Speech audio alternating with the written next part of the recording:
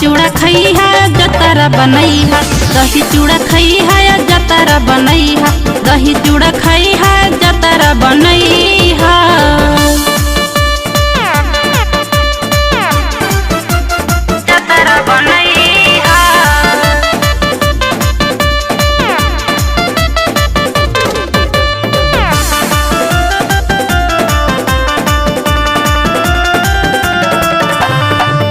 चौदह जनवरी के परब मनावल जाला, चूड़ा दही खा के खूब पतंग उड़ावल जाला। भूल नहीं जइहा तिलकुट खइहा जरूरे, आधा पेट नहीं बल्कि खइहा भरपूरे, खइहा भरपूरे। 14 जनवरी के परब मनावल जाला, चूड़ा दही खा के खूब पतंग उड़ावल जाला। भूल नहीं जइहा तिलकुट खइहा जरूरे, आधा पेट नहीं बल्कि खइहा भरपूरे। दही चावल रोटी तनी माथ पे लगइहा, दही चावल रोटी तनी माथ पे लगइहा।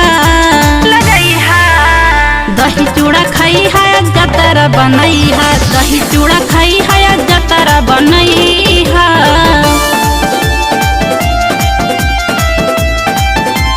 जतरा बनई है।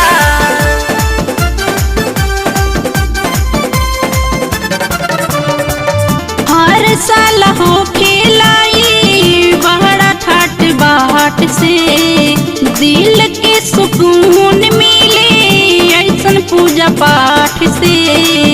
गरहा कटेला खा के गुड़ दही चूड़ा, कहली सबिता मन के ललसा होई पूरा, ललसा होई पूरा।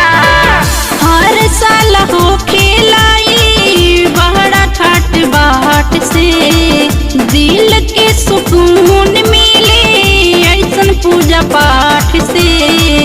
गरहा कटेला खा के गुड़ दही चूड़ा, कहली सबिता मन के ललसा होई पूरा। दीपक प्रियांश गुलशन अनिस भूलैहा, दीपक प्रियांश गुलशन अनिस भूलैहा।